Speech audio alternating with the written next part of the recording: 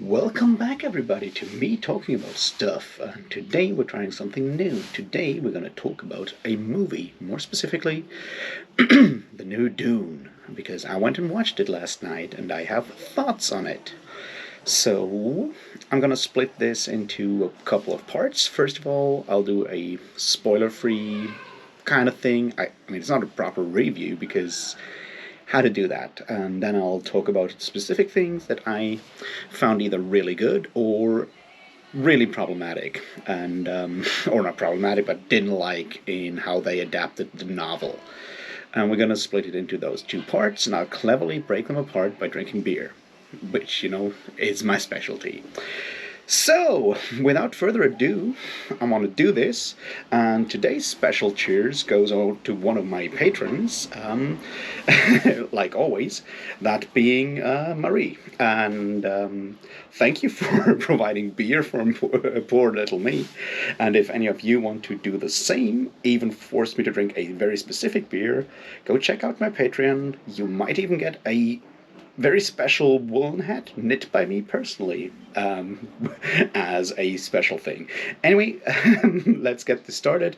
I specifically chose to cheer Marie here because I know she likes science fiction, and there's so very little science fiction happening here so far. So this one's all for you. Thanks and cheers. Cheers.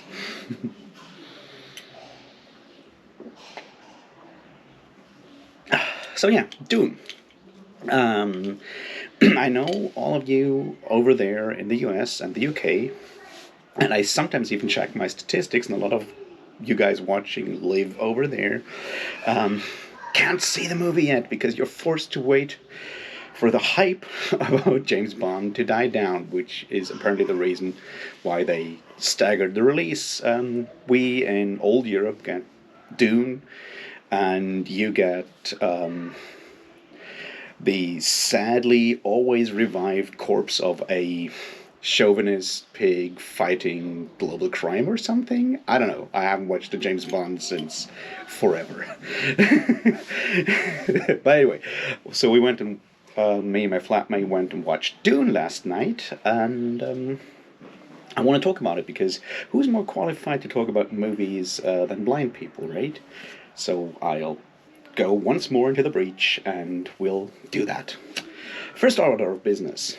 General review-ish thoughts for those of you who have not yet seen it. Should you go and watch it? Hell yeah. Do it.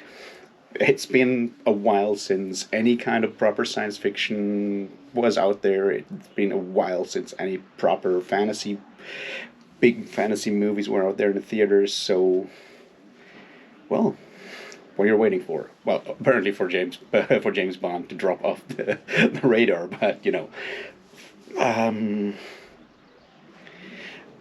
then let's look at some of the specifics of why I think this is a cool movie for you to watch before we get into the ugly details. It is obviously a book adaptation, and in that I think it kind of makes sense to compare it with something like Lord of the Rings, which is probably kind of the same target audience in a way. Because right now, while I guess most of the people watching this here right now, or most of my usual watchers here, viewers, have probably read Dune or had it planned to read it anyways. But in the greater reading and movie watching public, I feel like Dune has kind of fallen to the wayside as a property. So I guess there'll be a lot of people watching Dune being really, really fresh to the world and not expecting the adaptation of one of their favorite books, which is arguably one of the best science fiction novels ever written. But people that just watch the teaser or trailer and yeah. So, wow, cool action in space. I want to see this. And for these people, if you're one of those people, go watch it. It's a perfect movie for you. It does that exceptionally well. And I'll go into some details later on why I think it does this very well and maybe targeted more to these people than to fans of the property and the novels, or even, if they exist, fans of the old David Lynch movie, which you totally should go and watch if you haven't. It is a ride and a half, I can tell you that. Also, it features Sting, which is definitely something that the new one doesn't, and that's a problem. It also featured Patrick Stewart as Gurney Halleck, and if you ever wanted to see Patrick Stewart order a nuclear strike, go watch the old David Lynch Dune and be amazed. Apart from that, though, we're gonna go back to this new Dune. So yes, it is a movie that I feel is targeted towards people that have not been too deeply entrenched in Dune fandom so far. One thing that is really important to know from the beginning, and you probably already know, it is only the first half of the first novel of the Dune series by Frank Herbert. We're not going to go into which books you should read. All of those by Frank Herbert. The rest I'll leave up to your sense of masochism, I guess. So it's only the first half of Dune. The other half will come out next year, I guess. So don't expect too much of a, don't expect a fully finished story here. It finds a really good point where it stops, so there is obviously a good ending to this, and it kind of all makes sense, so there's that. You'll be satisfied. You'll enjoy it. There's probably really good graphics in there, really good visuals, but I'm pretty sure by the time this video is up, which is later tonight, there'll already be, I don't know, 500 videos out there of interior designer reacts to Dune to Dune movie, and costume designer reacts to Dune costumes, and I don't know, sandworm trainer reacts to sandworm effects in Dune. All of that will be out there, and you can watch it and have way less qualified opinions on the visuals of the new Dune movie. But yeah, I guess it looks stunning. I mean, it's made by the same guy who did the new Blade Runner, which I hear is also really stunning. Denis Villeneuve, and he does a good job there, I guess. So yeah, go do that and expect good visuals, high production values. You get a Hans Zimmer soundtrack, which sounds like every single other Hans Zimmer soundtrack in the universe. That being like two melodies, sometimes played with strings, sometimes played with blaring brass, some slightly electronic distortion here and there for modernity's sake, and lots of tribal drums.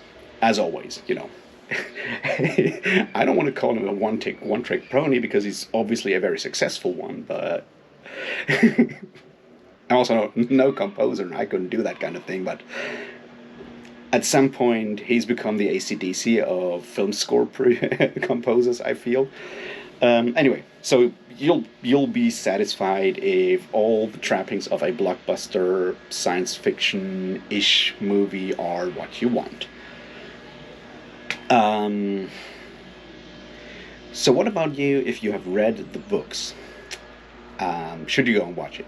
Yeah, you should still go and watch it. First of all, there's not that much Dune content out there that you can safely consume without getting Kevin J. Anderson pushed in your face, so that's probably a good idea to do.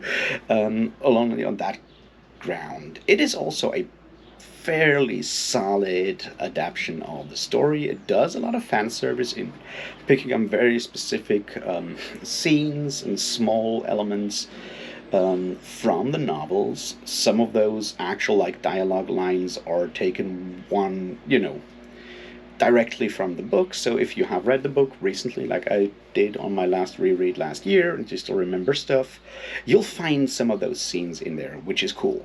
So you'll probably be happy to find all of that in there. In these things, it certainly adheres way more to the novel than the David Lynch one did. So yeah, go and watch it. It's cool, it's entertaining, it does the things it does really well. But obviously it sacrifices some things that I personally appreciate in Dune, which may also just be because those are things that are fairly difficult to pull over into the format of a movie. All right, I dare not to talk more about it because I don't want to spoil anything. So yeah, go watch it. It's a solid 3.75 sand trout out of 7 or whatever 5 sand trout that I'll give it. So I mean, I don't rate, so this is just me making shit up. Yeah, go do that. Now the break. Well, you can listen to my neighbors helping deforestation along while I drink beer, and then we start with the spoilery part. You can totally stay here if you want, but if you're sensitive to spoilers and don't want to spoil yourself, this is the time to click pause, move to Europe, watch the movie, move back to wherever you are, and do that. There was obviously another option, which I would tell you about if I was famous enough to have whatever sketchy VPN service is currently sponsoring YouTubers sponsoring me. I don't, so you have to figure out the VPN thing by yourself.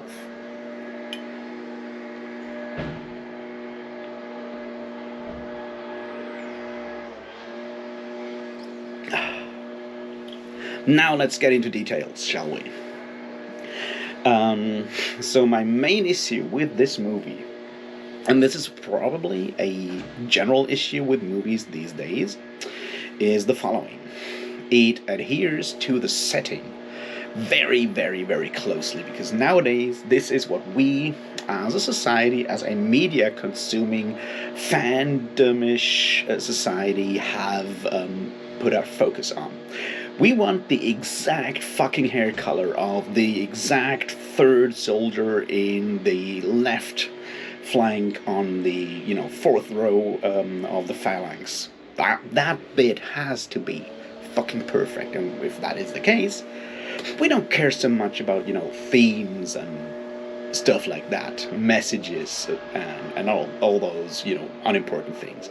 So what Dune the movie does is it picks some of those things that are in the book, and once you hear about it in the movie and you have read the book, you'll cling to that. It's like, wow, this is an amazing adaptation of the novel, because they even fixed that one detail. Case in point, they talk about the bull's head. You remember the bull's head?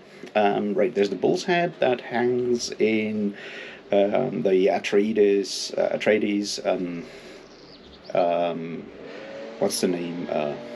Grand Hall or whatever it is, where they eat.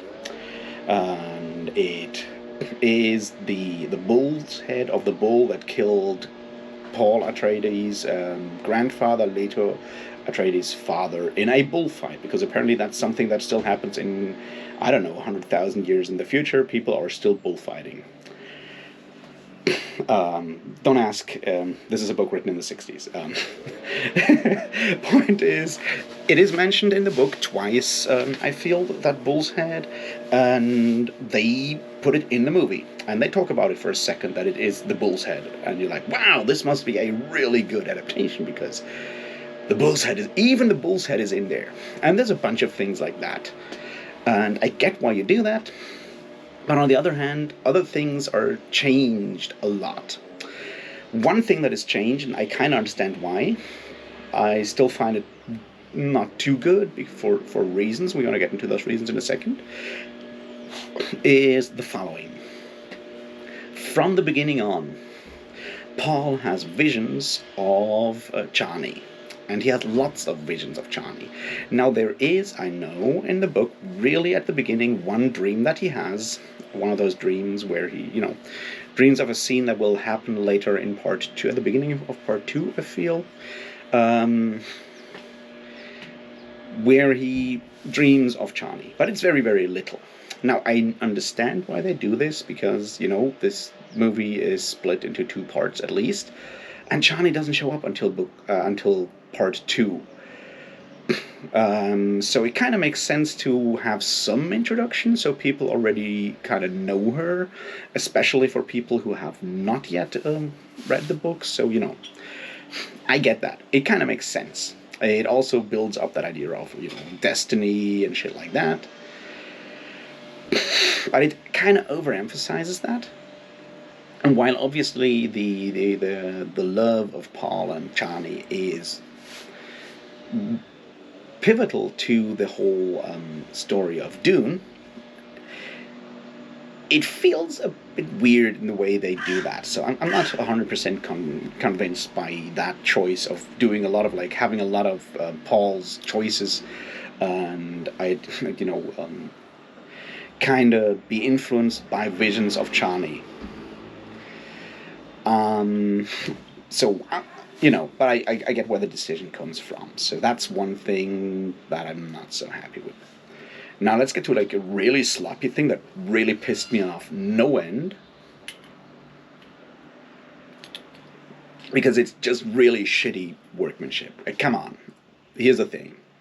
There's a scene when Leto gets the official ceremony when the ambassador from the emperor gives him all the stuff that he's now lord of of Arrakis and shit like that, and all of that's fine, and that is somewhere in the book sort of hinted at, but only hinted at, because we don't meet that ambassador until he and his wife go to Giedi Prime and hang out with the Harkonnens.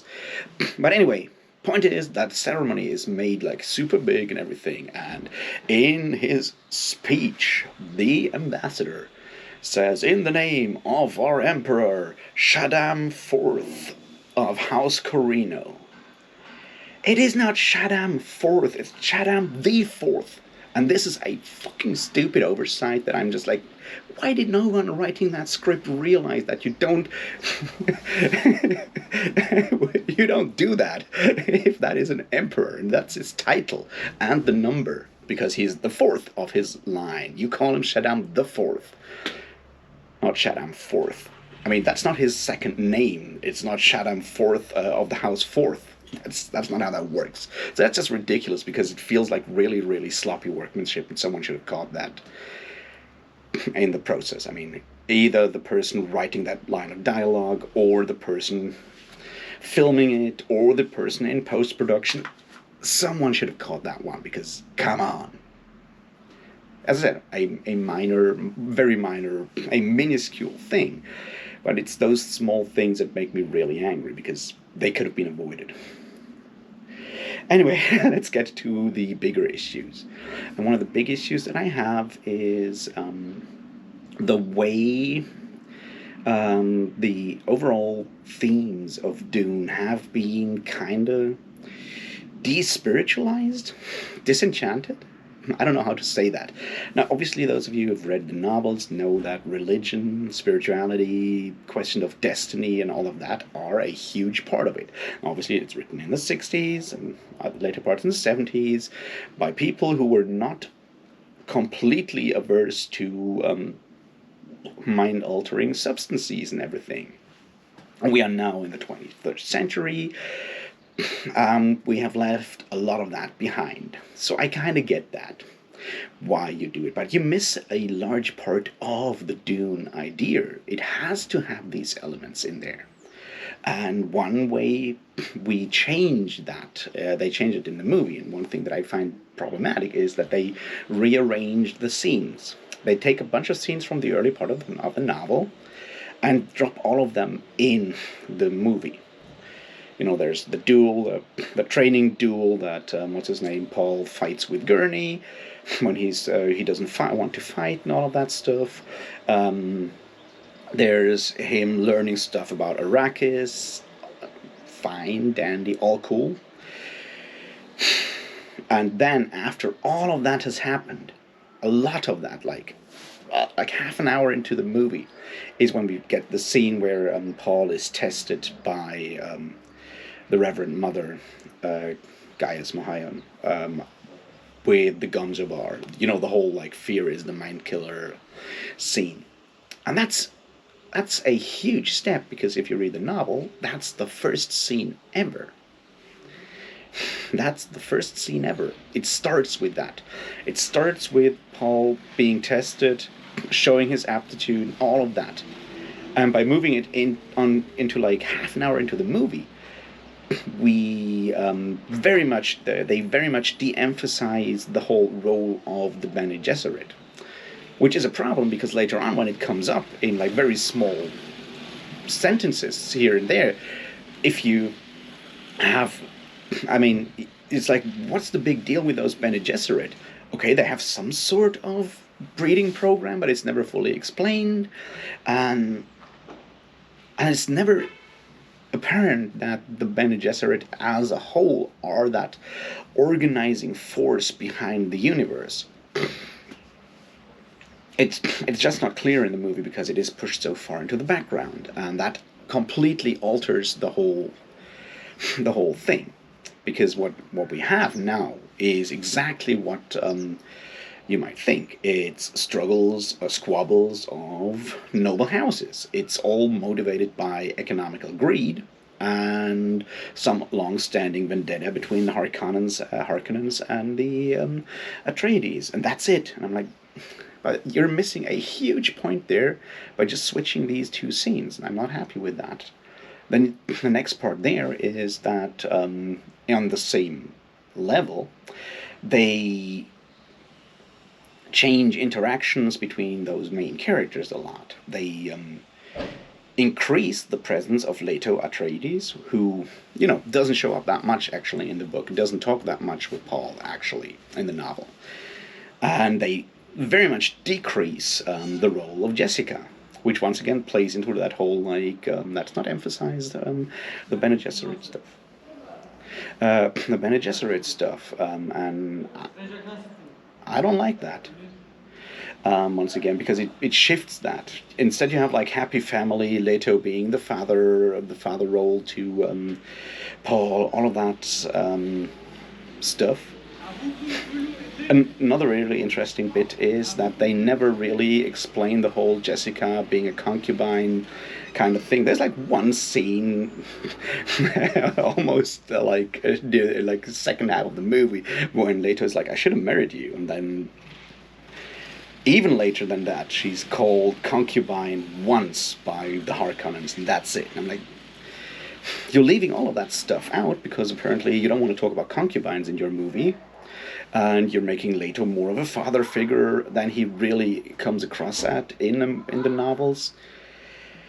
And that shifts a lot of the stuff and a lot of the ideas of how gender roles are portrayed within the Dune universe. And once again, there's probably good reasons for that. I just don't think you're doing yourself that much of a service with that.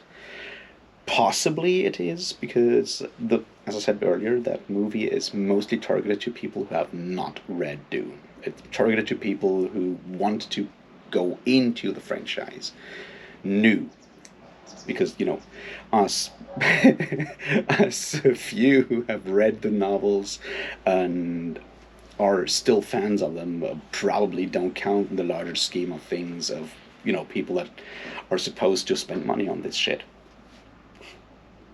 So there's that, and I don't like that. There's more that we need to talk about.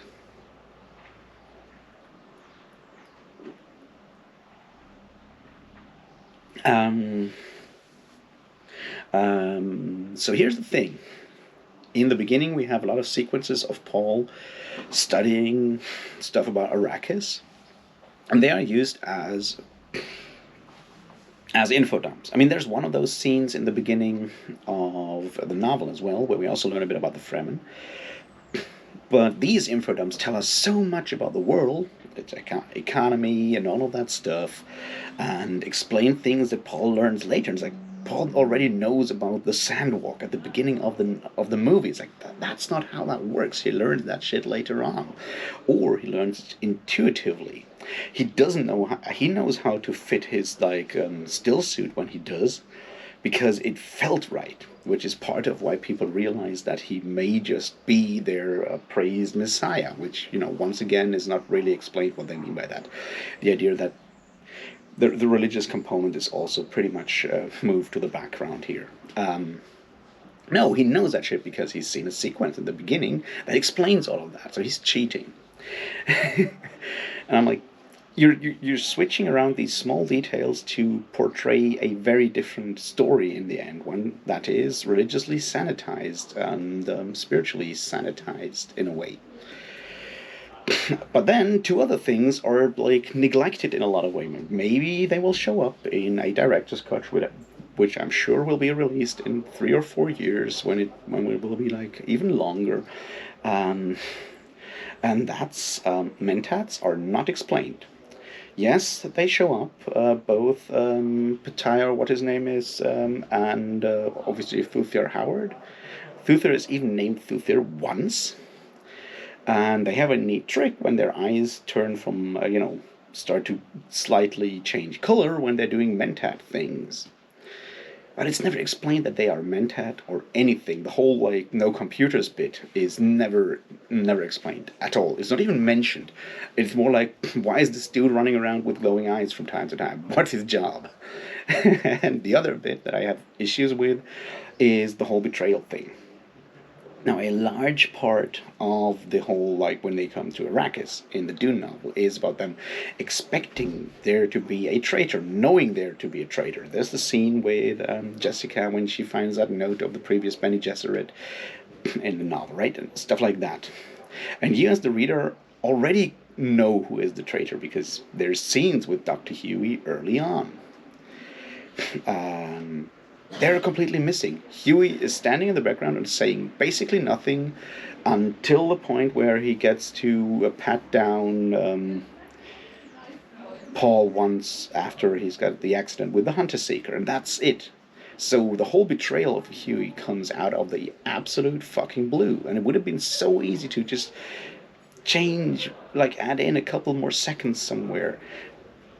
Maybe the scene where, especially because Huey has the motive about his wife, which he then tells in a long monologue to Harkonnen before Vladimir Harkonnen kills him. It would have been so easy to take that, scene when he gives Paul, put in that scene where he gives Paul the Orange Catholic Bible, which is never explained. It's just a holy book.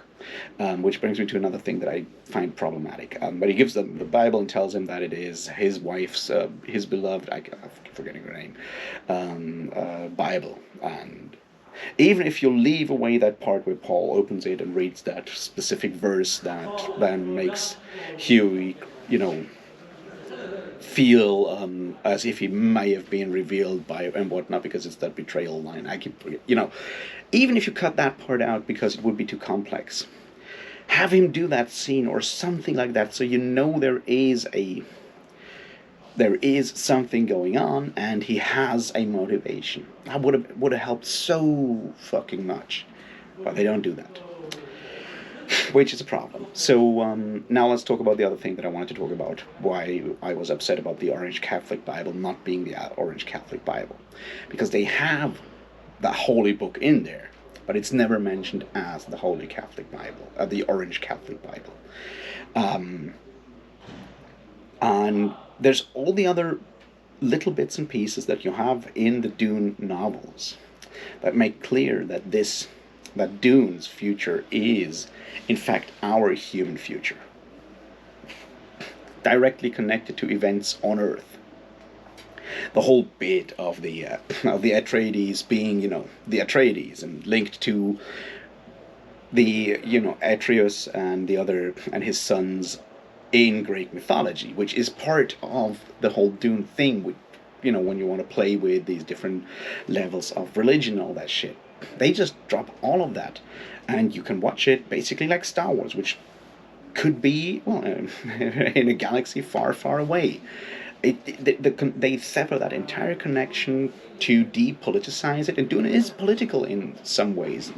It's deliberately our future, our humanity connected to our planet Earth. And they just drop all of that, all of those links they cut off. And this is obviously deliberate because it makes the whole thing more marketable, which is sort of where we come close to the conclusion. Also, sorry for the jump cut. My camera overheated and then it started raining, and this is why I'm back about an hour later than I planned to be. Um, on the other hand, the neighborhood deforestation program seems to have abated for today, so there's something, right? Okay, so yes, my point is that it is made deliberately vague and depoliticized to be more marketable. We're coming to the last thing I kind of feel I should address, and it's not something that I'm pissed off about. Other people will be. And this is Liet Kynes. Liet Kynes is a woman. Is played by a woman in this movie, and that's totally fine, because let's face it, Liet Kynes in the book dies after like half the novel, and gender is completely immaterial in their role. Yes, they are the father of Johnny. I think father. I always confuse them. Father of Johnny, and that's that. But now I guess Liad is her mother. I don't know. But seriously, it doesn't matter because you never have the two in the same room. You never have anything like that. So, who cares, right? Um, and you know, I'm pretty sure that if this were a Marvel movie, probably angry right-wing people would already have made a ton of videos about it and yelling at everyone about this development. Um, but yeah, fuck them if they do. I don't think they will, though, because Dune is too small a property, I guess, at this point. So yeah, let's have some final thoughts on the whole matter.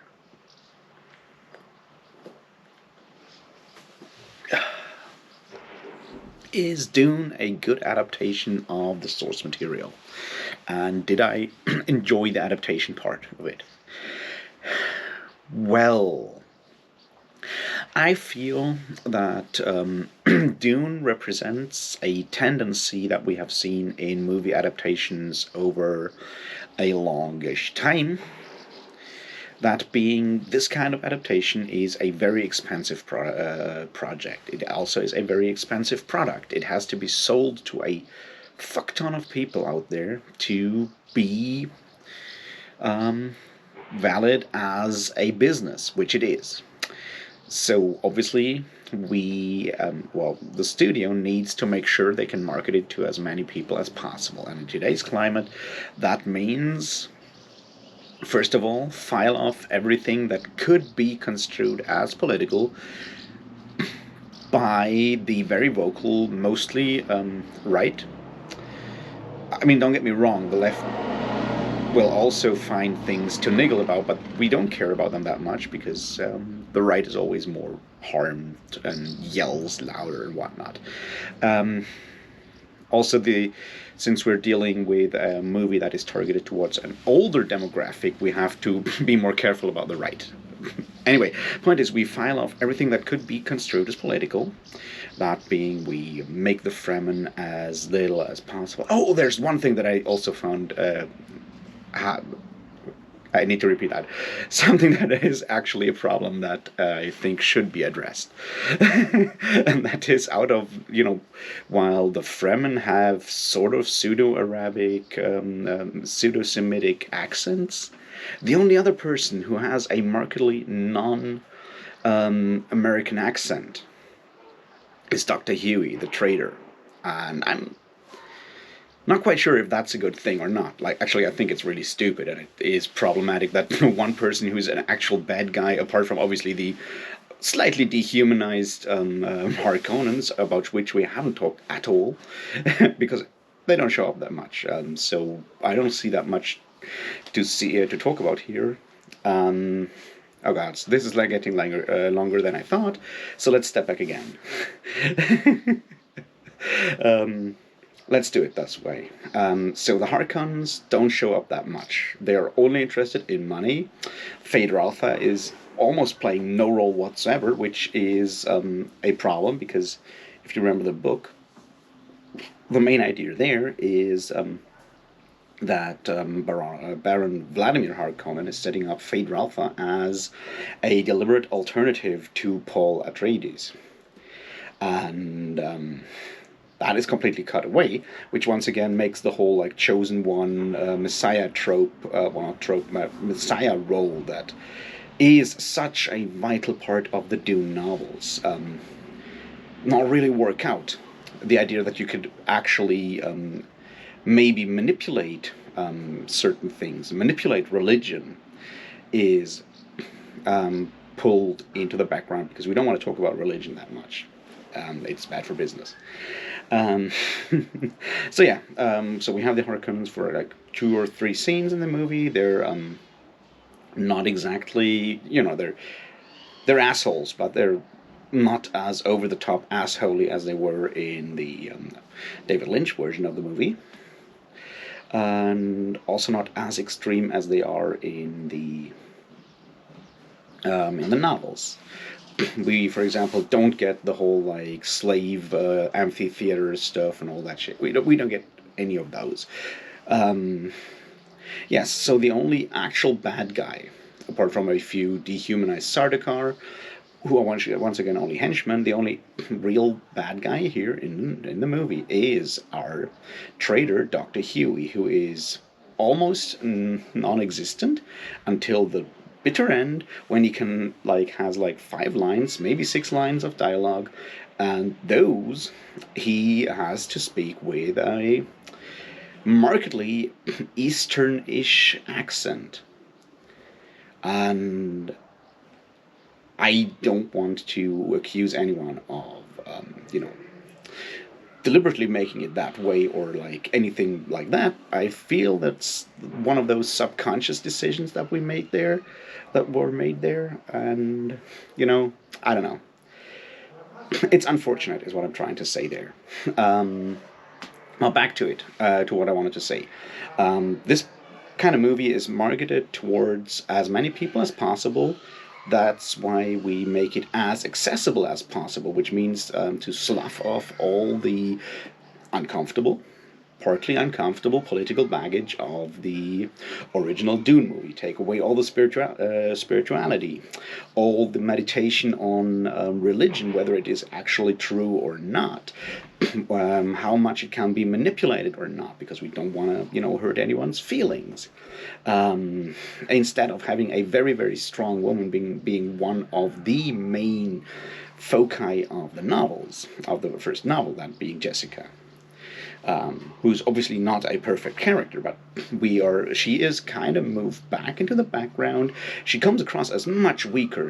There's a ton of scenes where she's maybe crying and stuff, and instead we get way more Leto action and have even a bonding scene on the cemetery between Leto and Paul, which is sort of reinforcing stereotypes that Dune that weren't even there in Dune, so in the novel. So why go that way? Why do that?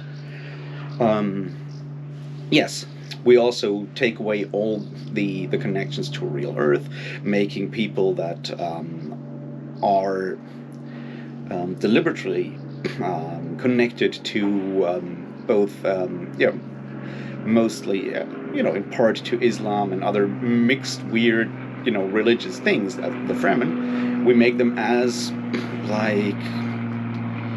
blandly pseudo-deserty as possible in the little that we see. To make it accessible to as many people as possible. We also, on the other hand, we focus on a few fan service scenes where we put stuff in that people will recognize, and apart from that, make it as bland as possible so we can sell it to people who have not read the book and just want cool action and all of that stuff. We have no real information, we get no real deeper information on the kind of society we have there. which, to be fair, we don't get that much in Dune apart from the voiceovers, like the epigraphs at the beginning, the quotation at the beginnings of the chapters. But still, since those are no longer there, we don't have the no voiceover or anything like that in this version. All of that falls to the wayside, and it is just presented as it works somehow, which makes it way more Star Warsy than it has to be. Also, obviously, nowadays we have the problem that Star Wars is way more popular and way more well well known media franchise. So I guess a lot of people will go in there and see it as a Star Wars ripoff, which is obviously bullshit because Star Wars is basically ripping off a lot of Dune things in its beginning. So could it have been adapted more faithfully, or adapted in a way that would have at least carried the spirit of the thing, the spirit of the novel, the themes of the novel? Yes, that could have been done much better. Is it still a fun movie to watch if you can just concentrate on getting your fan nerves tickled by seeing all these your favorite scenes and characters on the big screen in good graphics without Patrick Stewart and Sting? Well, then yeah, you'll have a lot of fun with this, and I can highly recommend you watch it just for entertainment and all of that. But yeah, this is why I think overall it's for me a so-so experience. I'm glad I've watched it.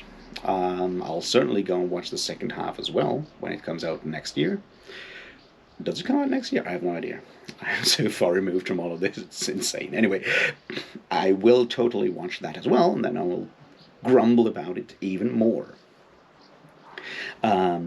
Yes, I mean, I hope I didn't come across as too much of a disgruntled fan who is pissed off that his favorite scene is not included in the movie. I've tried to make clear why I feel that those changes that they made, while explainable by the movie industry and things like that, are taking away from what the novel actually intends to do.